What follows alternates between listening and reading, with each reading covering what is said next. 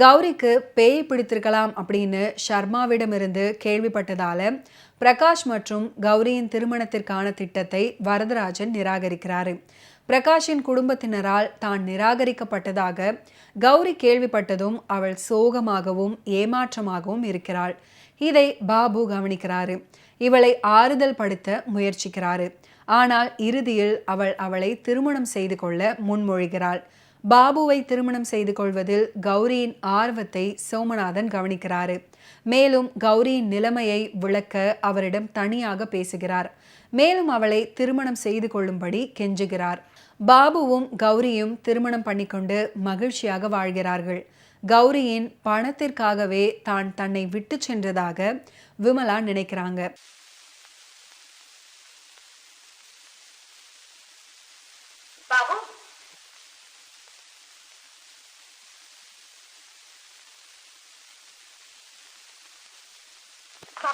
பாத்தீங்களா, நம்ம நிக்கிய தாம்பூலத்துக்காக வாங்கின புடவைங்க நல்லா இருக்கான்னு சொல்லுங்க. சொல்லுங்க.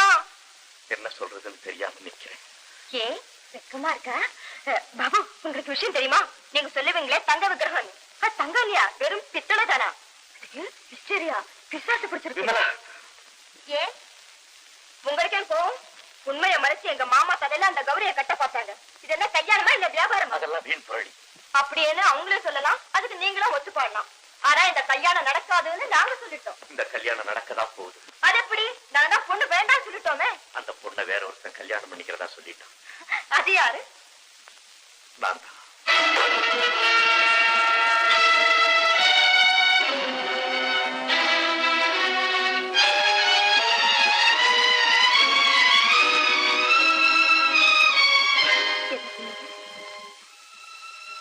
ஆமா, கௌரியை நான் கல்யாணம் செய்துக்க வேண்டிய சூழ்நிலையில நிறுத்தப்பட்டிருக்கேன். உண்மை தெரிஞ்சா நான் செய்தது சரின்னு நீயே ஒத்துக்குவேன். ஆனா அந்த உண்மையை உங்ககிட்ட நான் சொல்ல முடியாத நிலைமையில இருக்கு. எந்த உண்மை? என்னை விட அவ பணக்காரி, அந்த உண்மை தானே? பெரிய மில்போனரோட ஒரே மகன், அந்த உண்மை தானே? இல்ல உங்களா, அவ என்னை விட ஏழையா இருந்தாலும் நான் இதே முடிவுக்கு வர வேண்டிய நிலைமையில தான் இருக்கேன். நம்ப மாட்டேன். சந்தர்ப்பத்துக்கு தகுந்தா போல காதல மாத்திக்கிட்டீங்க. நீங்க செஞ்ச தவறை மறைக்கிறதுக்காக ஏதோ ஒரு காரணம் இருக்கிறதாக போய் சொல்றீங்க. தாய் மேல ஆணையா சொல்றேன் விமலா. எனக்கு தேவையில்லை, நீங்க போகலாம்.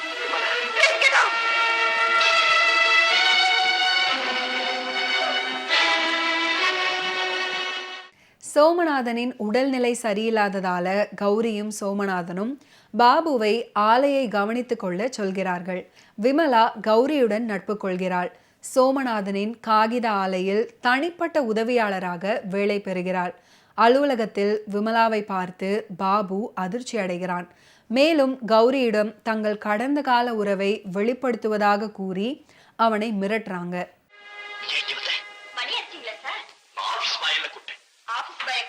முதல் பஸ் அடிக்கணும், என்ன கூப்பிடணும்னா ரெண்டாவது பஸ், மேனேஜரை கூப்பிடணும்னா மூணாவது பஸ் அடிக்கணும்.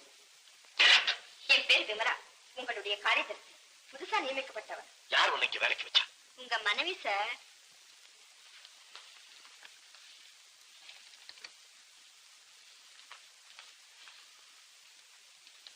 சார் காஃபி சாப்பிடுங்க சார். என்ன இந்த பதவியில பார்த்த உடனே உங்களுக்கு அதிர்ச்சி ஏற்படுமேன்னு நான் தான் வர வச்சேன். சாப்பிடுங்க சார். ரொம்ப நாள் என்ன இங்க தொல்லை பண்ணிக்கிட்டு இருக்க முடியாது. சீக்கிரம் உன்னை டிஸ்மிஸ் பண்ணிடுறேன். அதுதான் உங்களால முடியாது சார். ஏன் முடியாது? உங்களுக்கு பவர் இல்ல சார். இது பர்மனன்ட் உத்தியோகம். பாத்தீங்களா, அப்பாயின்மெண்ட் ஆர்டர். மிஸ் விமலா, என்ன ஏன் இப்படி நிழல் மாதிரி பின்தொடர்ற? உங்க நிழல் உங்களை தானே சார் பின்தொடரும். நீ யாரையாவது கல்யாணம் பண்ணிட்டு எங்கேயாவது போய் தொலைற தானே? உங்களை மாதிரி ஒரு கோடீஸ்வரன் கிடைக்கட்டுமேன்னு காத்துக்கிட்டு இருக்கேன். சீக்கிரம் உன் வேலையில ஏதாவது குற்றம் கண்டுபிடிச்சு. பண்பிலேயே என்னால குற்றம் கண்டுபிடிக்க முடியும். மனைவிக்கு தெரியக்கூடாது. அப்படின்னா பேசாம வாய் முடிக்கிட்டு இருங்க. போட்டோ காமிச்சு பிளாக்மெயில் பண்றியா? இல்ல, நான் உங்களை நேசிக்கிறேன். என்ன கூப்பிடுறதா இருந்தா ரெண்டாவது பஸ், ஆபீஸ் வேலை கூப்பிடுறதா இருந்தா ஃபர்ஸ்ட் பஸ். ஆனா நீங்க ரெண்டாவது பஸ் தான் அடிக்கடி யூஸ் பண்ணுவீங்கன்னு எனக்கு தெரியும். நான் வரேன் சார்.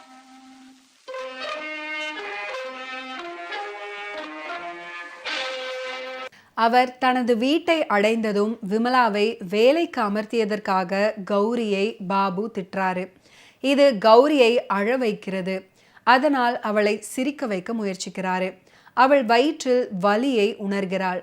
அவளை ஒரு மருத்துவரை பார்க்க சொல்ல முயற்சிக்கிறான். ஆனால் அவள் தயங்குகிறாள்.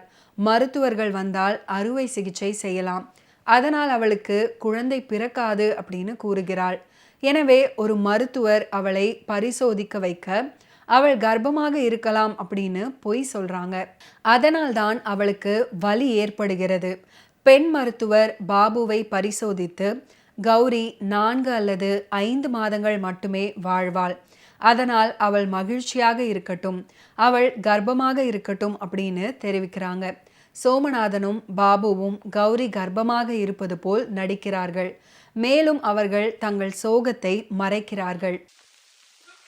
வயசுல 4 மாசமா பெருசா ஜம்பமா சொல்லிக்கிறேன். 4 மாசம் 5 மாசம் சொல்லிக்க அந்த வயசுல கேலண்டர் வச்சிருக்கா. யார சொல்ற? அதான் பக்கத்து வீட்டு திலகம். ஆமா, இந்த விமலாங்கிற பொண்ணுக்கு நீதான் வேலை வாங்கி கொடுத்தியா? ஆமாங்க, ரொம்ப நல்ல பொண்ணுங்க. அவ நம்ம ஆபீஸ்க்கு தேவைதானா? பாவம், கொடைக்கானல்ல கூட வேலை கிடைக்கலையா, அப்பா கிட்ட சொல்லி நான் தான் வேலை வாங்கி கொடுத்தேன்.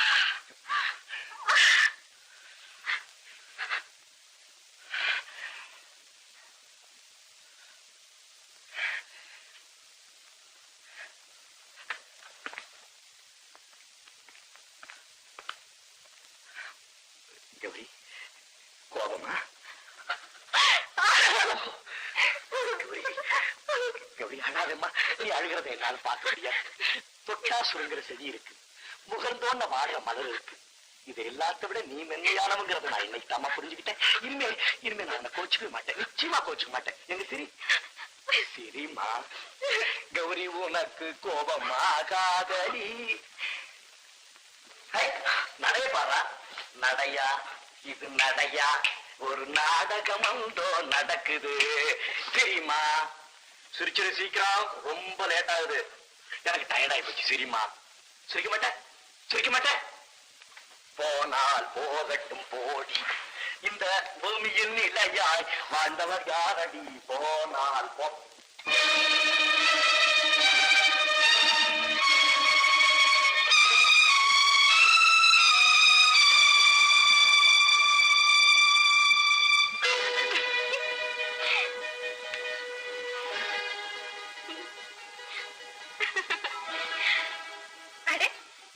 சொல்லிட்டு அழகா மாதிரி ஆக்ட் பண்றீங்களா? இப்படி என்ன ஏமாத்துறதுக்கு எங்க கத்துக்கிட்டீங்க?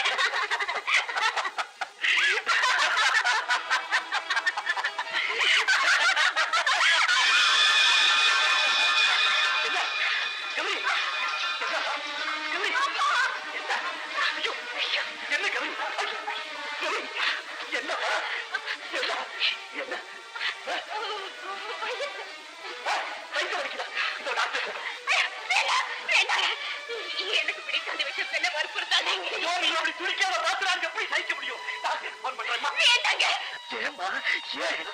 டாக்டர் வந்தா வயிற்று கீரணும் சொல்லுவாங்க, அப்புறம் எனக்கு குழந்தையே பிறக்காதுன்னு சொல்லிடுவாங்க. என் தலையில கல்ல தூக்கி போட்டுருவாங்க.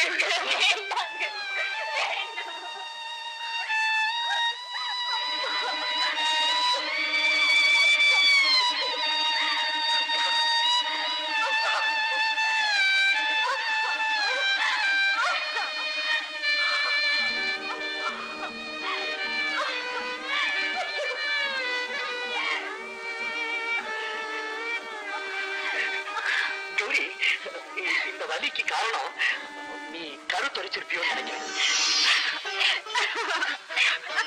என்ன சொன்னீங்க? இன்னொரு தடவை சொல்லுங்க. நீ தாய்மை அடைய போறேன்னு நினைக்கிறேன். கல்யாணத்துக்கு முந்தையும் இப்படி வலி இருந்தது, அதுக்கு என்னங்க காரணம்? அது என்னமோ தெரியாது. இப்ப உன் வயிற்று வலிக்கு காரணம் நீ கருத்தரிச்சிருக்கிறதுனாலதான். சில பேருக்கு கருத்தரிச்சா இப்படித்தான் வயிற்று வலிக்கும். நீங்க சொன்னது உண்மையாதான் இருக்கணும்னு நினைக்கிறேன். அது உண்மையாகுன்னா இந்த வலியை நான் தாங்கிக்கிறேன். நீங்க போய் டாக்டரை கூட்டிட்டு வாங்க. இத பாருங்க, லேடி டாக்டரை கூட்டிட்டு வாங்க. 5 மாதங்களுக்கு அப்புறம் டெல்லியில ஒரு மாநாடு நடக்கிறது அப்படின்னும் உலகம் முழுவதும் உள்ள மருத்துவர்கள் அந்த மாநாட்டில் கலந்து கொள்கிறார்கள் அப்படின்னும் பாபு அறிந்ததால் அவளை குணப்படுத்த ஒரு வழியை கண்டுபிடிக்க அவர் மாநாட்டில் கலந்து கொள்றாரு. அவர் மெட்ராஸுக்கு திரும்புகிறார். விமலா அவரிடம் ஏன் டெல்லிக்கு சென்றீர்கள் அப்படின்னு கேட்குறாங்க. மேலும் அவர் தன்னை போல வேறொரு பெண்ணை ஏமாற்றியதாக அவர் மீது குற்றம் சாட்டுறாங்க. மேலும் பாபுவும் விமலாவும் ஒன்றாக இருக்கும் புகைப்படத்தை காட்டுறாங்க. அந்த படத்தை கௌரியிடம் காண்பிப்பதாக அவள் மிரட்டுகிறாள். அவர் அவளிடமிருந்து புகைப்படத்தை பிடுங்கி கிழிக்கிறாரு. புகைப்படத்தின் ஒரு துண்டு பழக்கூடையில் விழுகிறது. அவர் வீட்டில் இருக்கும்போது கௌரி புகைப்பட துண்டை காண்கிறார். சந்தேகத்துடன் அவள் விமலாவை சந்திக்கிறாள். பாபுவுக்கு ஒருவருடன் கடந்த கால உறவு இருப்பதாக அவள் பயப்படுவதாக சொல்கிறாள். மேலும் கௌரியின் அப்பாவித்தனத்தையும் அவள் கணவர் மீதான அன்பையும் பார்த்து ஒரு புகைப்படத்தின் பின்புறத்தில் பாபுவின் வாழ்க்கையில் இனி இருக்க மாட்டேன் அப்படின்னு எழுதுகிறாள். அவள் அந்த இடத்தை விட்டு வெளியேறுகிறாள்.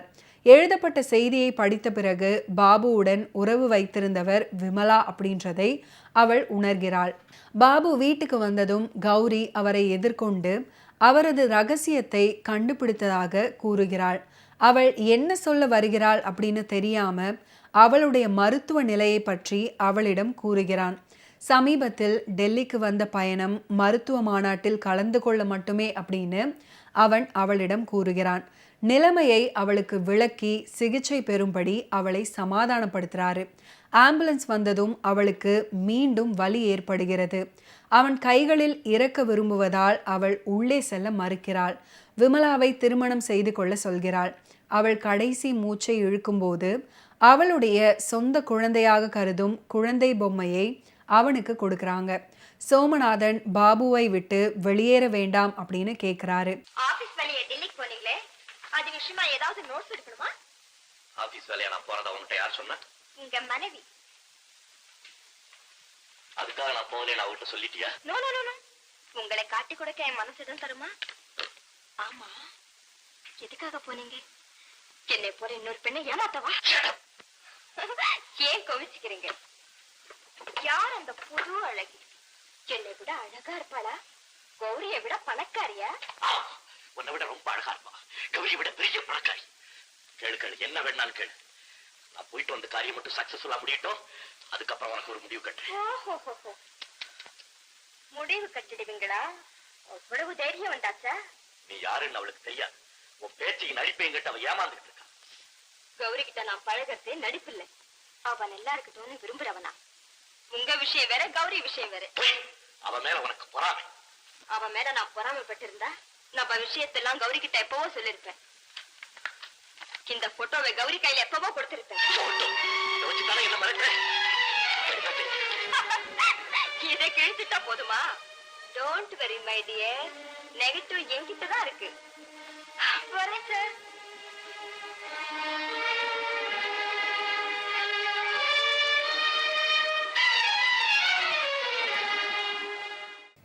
நீலவானம் திரைப்படத்தில் அமைந்திருக்கக்கூடிய ஒரு பியூட்டிஃபுல்லான பாடல் தான் ஓ லக்ஷ்மி ஓ ஷீலா ஓ மாலா அப்படின்னு தொடங்கக்கூடிய பாடல். இந்த பாடலை எல்ஆர் ஈஸ்வரி அவர்கள் அற்புதமாக பாடியிருப்பாங்க. பாடலுக்கு உண்டான வரிகளை கவியரசர் கண்ணதாசன் எழுதியிருப்பாரு.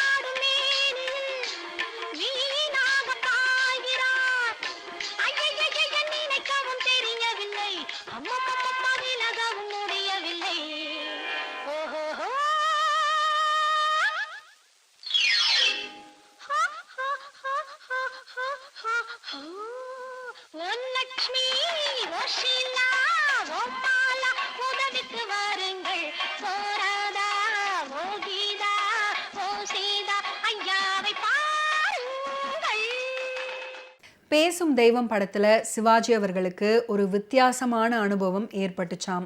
சாதாரணமாக அவர் நடிப்புக்கு மேல் யார் நடித்து விட போகிறார்கள் அப்படின்னு பெரும்பாலும் யாரும் ஒன்றும் சொல்ல மாட்டார்களாம். ஆனால் இந்த படத்தின் இயக்குனர் KS கோபாலகிருஷ்ணன் ஒரு காட்சியில சிவாஜி அவர்கள் நடித்து முடித்ததும் ஒன்ஸ் மோர் அப்படின்னு கேட்டுக்கிட்டே இருந்தாராம். ஒரு கட்டத்துல சிவாஜி அவர்கள் KSG அருகில் வந்து, அப்பா, எனக்கு தெரிந்த வகையில் எல்லாம் நடித்து காட்டிவிட்டேன். நீ என்னதான் எதிர்பார்க்கிறாய், கொஞ்சம் நடித்து காட்டேன் அப்படின்னு சொல்லியிருக்காரு. இல்லை தலைவரே, நீங்களே சூப்பராக தான் நடிச்சிருக்கீங்க அப்படின்னு சொல்வதற்கு பதிலாக கேஎஸ்ஜி நடித்தே காட்டிவிட்டாராம். அதை பார்த்த சிவாஜி அவர்கள் ஒன்றும் சொல்லாமல் கிளம்பி போய்விட்டாராம். அந்த படத்துக்கு அன்றுதான் கடைசி கால் ஷீட்டாம். அருகில் இருந்தவர்கள் எல்லாம் இப்படி பண்ணிட்டியே, இதோட அவர் கால் ஷீட் வேற முடிஞ்சு போச்சு அப்படின்னு பயமுறுத்த கேஎஸ்ஜி ஒன்றும் பேசாமல் இருந்திருக்கிறாரு. மறுநாள் காலை சிவாஜி அவர்கள் வீட்டிலிருந்து ஃபோன் வந்துச்சு. சிவாஜி அவர்கள் சீக்கிரமே புறப்பட்டு வந்து நடித்து கொடுத்து விட்டு அடுத்த கால் ஷீட்டுக்கு போவார் அப்படின்னு சொல்லப்பட்டதாம். அதுக்கப்புறம் வந்து நடிச்சும் கொடுத்துருக்கிறாரு. இதை தான் தலைவரே எதிர்பார்த்தேன் அப்படின்னு கேஎஸ்ஜி சந்தோஷப்பட்டாராம். அதற்கு சிவாஜி அவர்கள் சொல்லியிருக்காரு, நான் வருவேனா மாட்டேனா அப்படின்னு பயந்திருப்பாய். நேற்று நான் ஏன் ஒன்றும் சொல்லாமல் போனேன் அப்படின்னா, எவ்வளவோ விதமாய் நடிச்சிருக்கிறோம். இப்படி நீ நடித்து காட்டியபடி ஏன் எனக்கு தோன்றவில்லை அப்படின்னு எனக்கு தோன்றியது. வீட்டுக்கு போய் விடிய விடிய நடித்து பார்த்து எனக்கே திருப்தி ஆனதும் உனக்கு ஃபோன் செய்ய சொன்னேன் அப்படின்னு சொல்லியிருக்காரு.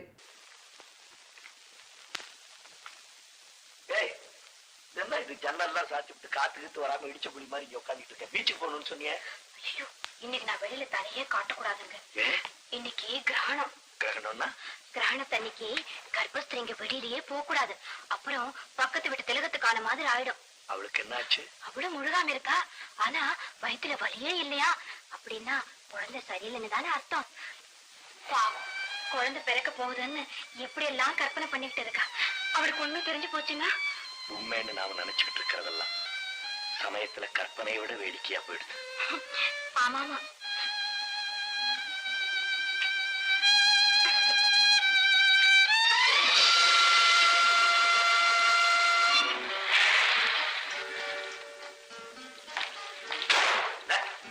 நீ இந்த வேலையெல்லாம் செய்யற?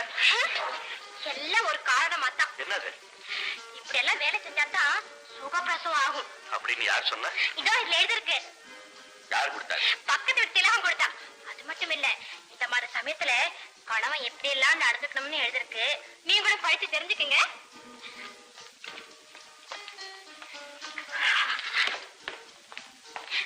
என்னங்க, நான் ஒண்ணு கேட்பேன், நீங்க என்ன மண்டுன்னு கேலி செய்யக்கூடாது. சொல்லு மண்டு. என்னங்க, என் வயிறு பெருசாகிக்கிட்டே வருதா? ஆமா. பின்ன ஏன் கண்ணுக்கு தெரியவே இல்லையே? அது எங்களுக்கு தான் தெரியும். உன்னை பத்தி உனக்கு எதுவுமே தெரியாது. இப்ப எல்லாம் வயிற்றுல அடிக்கடி வலி வருதுங்க. என்னால பொறுத்துக்கவே முடியல. அது ஏங்க? ஒருவேளை வயிற்றுக்குள்ள குழந்தை விளையாடும் நினைக்கிறேன். அப்பப்பா, ரொம்ப பொல்லாத பயில இருப்பா போல இருக்கு. இவரை வச்சுட்டு நான் எப்படித்தான் சமாளிக்க போறேனோ. ஓகே வியூவர்ஸ், இன்னைக்கு நிகழ்ச்சியில் நடிகர் திலகம் சிவாஜி கணேசன் அவர்களுடைய ஃபிலிம் கெரியரில் நடந்த பல இன்ட்ரெஸ்டிங்கான விஷயங்களை நீங்கள் பார்த்து தெரிஞ்சிருப்பீங்க. மீண்டும் அடுத்தடுத்த எபிசோட்ஸில் சந்திப்போம். நன்றி, வணக்கம்.